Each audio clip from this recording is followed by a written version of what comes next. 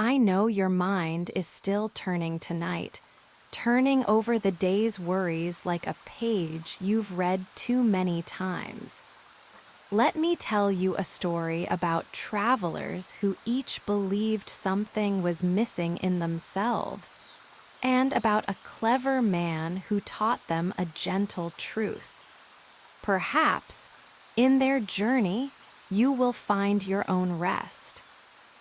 Morning came to the Emerald City, soft and green as a lullaby.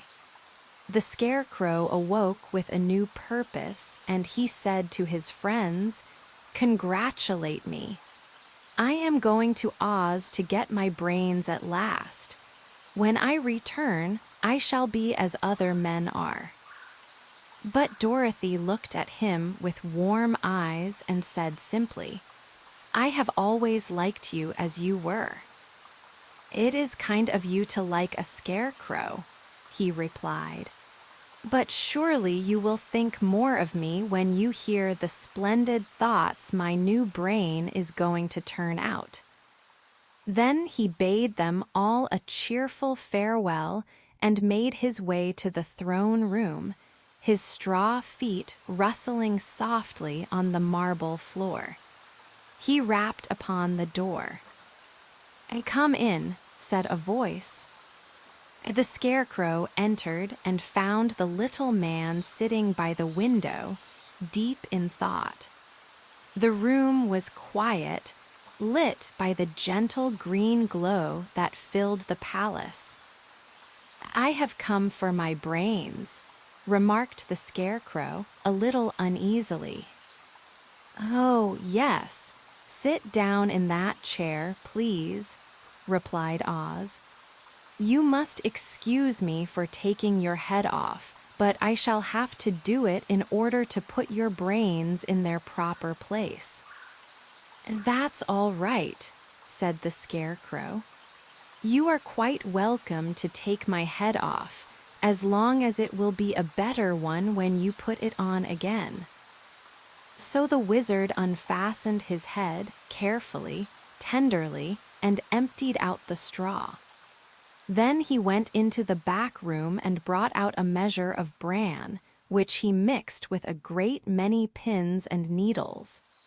He shook them together thoroughly, then filled the top of the Scarecrow's head with the mixture, and stuffed the rest of the space with straw to hold it in place.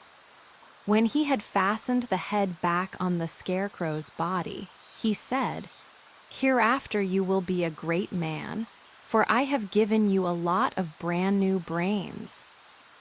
And the Scarecrow felt a quiet pride stir within him, a sense that he had received something precious. He thanked Oz warmly and returned to his friends, his head just a little fuller, a little heavier, a little more certain.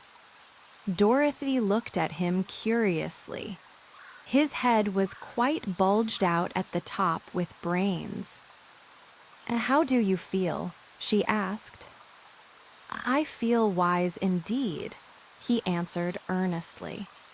"When I get used to my brains, I shall know everything." "Why are those needles and pins sticking out of your head?" asked the Tin Woodman. "That is proof that he is sharp," remarked the Lion with a smile in his voice. And the friends laughed together, a soft, easy laughter. Let that gentle laughter settle in your chest now, like a feather drifting down to a still lake. "Well, I must go to Oz and get my heart," said the Woodman. So he walked to the throne room and knocked at the door. "Come in," called Oz, and the Woodman entered and said, "I have come for my heart." "Very well," answered the little man, "but I shall have to cut a hole in your breast so I can put your heart in the right place. I hope it won't hurt you." "Oh, no," answered the Woodman. "I shall not feel it at all." So Oz brought a pair of tinsmith shears and cut a small, square hole in the left side of the Tin Woodman's breast. Then, going to a chest of drawers, he took out a pretty heart, made entirely of silk and stuffed with sawdust. "Isn't it a beauty?" he asked. "It is indeed," replied the woodman, greatly pleased. "But is it a kind heart?" "Oh, very," answered Oz. And he put the heart into the woodman's breast, then replaced the square of tin, soldering it neatly together where it had been cut. "There," said he, "now you have a heart that any man might be proud of. I'm sorry I had to put a patch on your breast, but it really couldn't be helped." "Never mind the patch," exclaimed the happy woodman. "I am very grateful to you, and shall never forget your kindness." "Don't speak of it," replied Oz. And the Tin Woodman returned to his friends, and they wished him every joy on account of his good fortune. He could feel something new and soft beating inside him, a rhythm as gentle as a sleeping heart. Did you know that your own heart has been beating for you all along, without you ever asking it to? Feel it now, slow and steady, like a quiet drum. Let it remind you that you are safe and held exactly where you are. The lion now walked to the throne room and knocked at the door. "Come in," said Oz. "I have come for my courage," announced the lion, entering the room.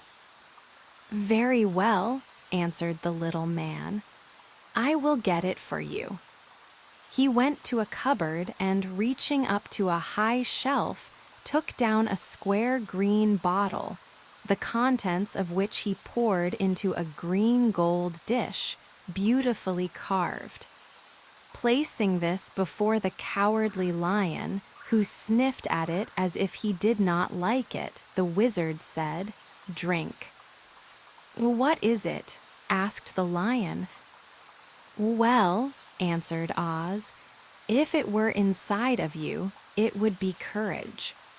You know, of course, that courage is always inside one, so that this really cannot be called courage until you have swallowed it.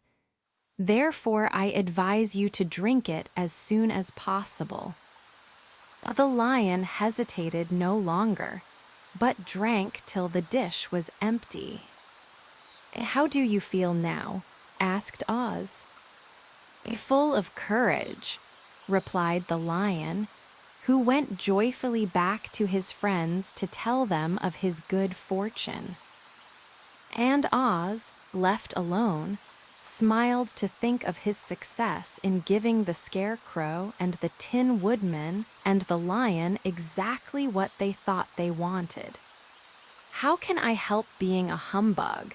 he said to himself, "when all these people make me do things that everybody knows can't be done?" It was easy to make the Scarecrow and the lion and the woodman happy, because they imagined I could do anything. But it will take more than imagination to carry Dorothy back to Kansas, and I'm sure I don't know how it can be done.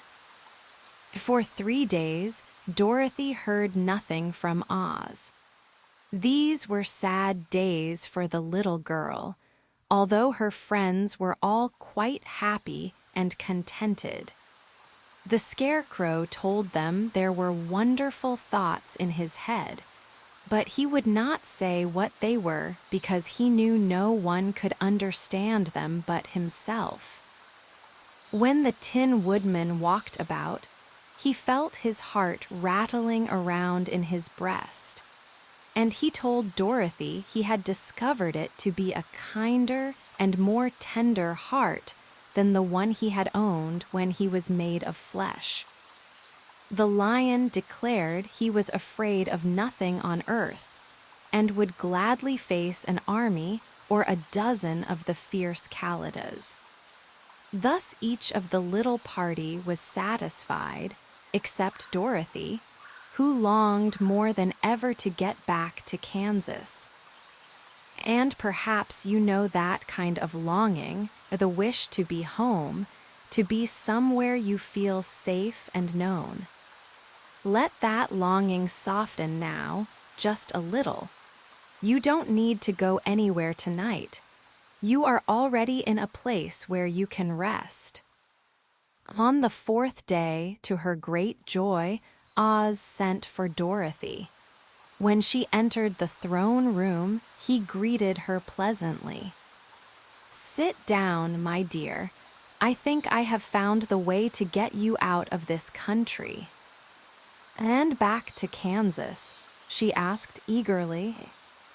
"Well, I'm not sure about Kansas," said Oz, "for I haven't the faintest notion which way it lies. But the first thing to do is to cross the desert, and then it should be easy to find your way home." "How can I cross the desert?" she inquired. "Well, I'll tell you what I think," said the little man. "You see, when I came to this country, it was in a balloon. You also came through the air, being carried by a cyclone. So I believe the best way to get across the desert will be through the air.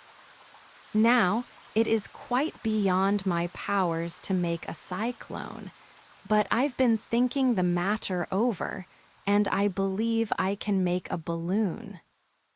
And so Dorothy took a needle and thread, and as fast as Oz cut the strips of silk into proper shape, the girl sewed them neatly together. First, there was a strip of light green silk, then a strip of dark green, then a strip of emerald green. For Oz had a fancy to make the balloon in different shades of the color about them. It took 3 days to sew all the strips together, but when it was finished, they had a big bag of green silk more than 20 feet long. Then Oz painted it on the inside with a coat of thin glue to make it airtight, and soon the balloon was ready. But they needed a basket to ride in, so Oz sent the soldier with the green whiskers for a big clothes basket, which he fastened with many ropes to the bottom of the balloon. When it was all ready, Oz sent word to his people that he was going to make a visit to a great brother wizard who lived in the clouds. The news spread rapidly throughout the city, and everyone came to see the wonderful sight. The Tin Woodman had chopped a big pile of wood, and he made a fire of it. Oz held the bottom of the balloon over the fire so that the hot air rising from it would be caught in the silken bag.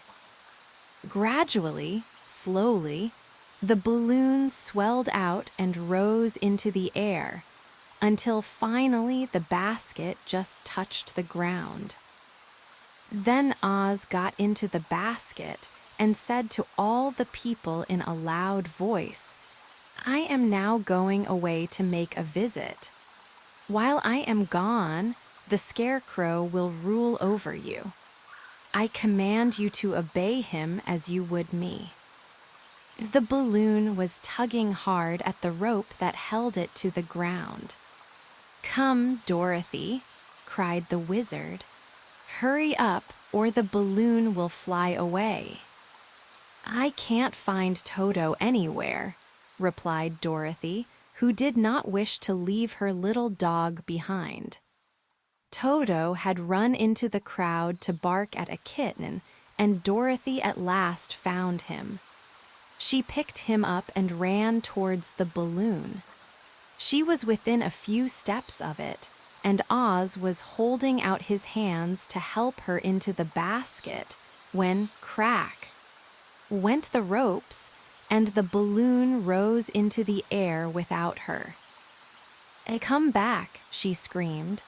"I want to go too." "I can't come back, my dear," called Oz from the basket. "Goodbye." "Goodbye," shouted everyone, and all eyes were turned upward to where the wizard was riding in the basket, rising every moment farther and farther into the sky. And that was the last any of them ever saw of Oz, the wonderful wizard, though he may have reached Omaha safely and be there now for all we know. But the people remembered him lovingly and said to one another, "Oz was always our friend. When he was here, he built for us this beautiful Emerald City, and now he is gone, he has left the wise Scarecrow to rule over us." Still, for many days they grieved over the loss of the wonderful wizard and would not be comforted.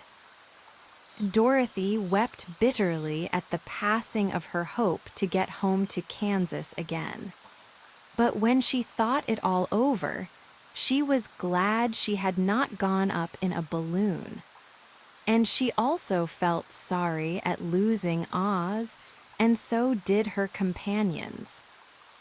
The Tin Woodman came to her and said, "Truly I should be ungrateful if I failed to mourn for the man who gave me my lovely heart. I should like to cry a little because Oz is gone, if you will kindly wipe away my tears, so that I shall not rust." "With pleasure," she answered, and brought a towel at once. Then the Tin Woodman wept for several minutes, and she watched the tears carefully and wiped them away with the towel. When he had finished, he thanked her kindly and oiled himself thoroughly with his jeweled oil can to guard against mishap. The Scarecrow was now the ruler of the Emerald City, and although he was not a wizard, the people were proud of him. "For," they said, "there is not another city in all the world that is ruled by a stuffed man." And so far as they knew, they were quite right. The morning after the balloon had gone up with Oz, the four travelers met in the throne room and talked matters over. The Scarecrow sat in the big throne, and the others stood respectfully before him. "We are not so unlucky," said the new ruler, "for this palace and the Emerald City belong to us, and we can do just as we please. When I remember that a short time ago I was up on a pole in a farmer's cornfield, and that now I am the ruler of this beautiful city, I am quite satisfied with my lot." "I also," said the Tin Woodman, "am well pleased with my new heart, and really that was the only thing I wished in all the world. For my part, I am content in knowing I am as brave as any beast that ever lived, if not braver," said the Lion modestly. "If Dorothy would only be contented to live in the Emerald City," continued the Scarecrow, "we might all be happy together." "But I don't want to live here," cried Dorothy. "I want to go to Kansas and live with Aunt Em and Uncle Henry." "Well, then, what can be done?" inquired the Woodman. The Scarecrow decided to think, and he thought so hard that the pins and needles began to stick out of his brains. Finally he said, "Why not call the winged monkeys and ask them to carry you over the desert?" I never thought of that, said Dorothy joyfully. It's just the thing. I'll go at once for the golden cap. When she brought it into the throne room, she spoke the magic words, and soon the band of winged monkeys flew in through the open window and stood beside her. "And this is the second time you have called us," said the Monkey King, bowing before the little girl. "What do you wish?" "I want you to fly with me to Kansas," said Dorothy. But the Monkey King shook his head. "That cannot be done," he said. "We belong to this country alone and cannot leave it. There has never been a winged monkey in Kansas yet, and I suppose there never will be, for they don't belong there. We shall be glad to serve you in any way in our power, but we cannot cross the desert. Goodbye." And with another bow, the Monkey King spread his wings and flew away through the window, followed by all his band. And Dorothy was ready to cry with disappointment. "I have wasted the charm of the golden cap to no purpose," she said, "for the winged monkeys cannot help me." And there, in the quiet of the throne room, with the green glow of the Emerald City all around, she felt the weight of her lost hope pressing down on her. But even as she stood there, her friends gathered close, the Scarecrow with his new thoughts, the Tin Woodman with his tender heart, the Lion with his quiet courage, and they were not going to leave her. Tomorrow, we follow Dorothy and her friends as they seek another way home. But for tonight, you have journeyed far enough.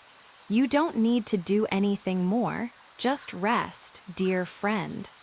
Let your breath slow, just as Dorothy's did when she finally let her friends hold the hope for her. Feel the softness of your pillow, the warmth around you. Share this story with someone who needs rest. Subscribe to Sleep Factory. You've done enough now. Sleep well.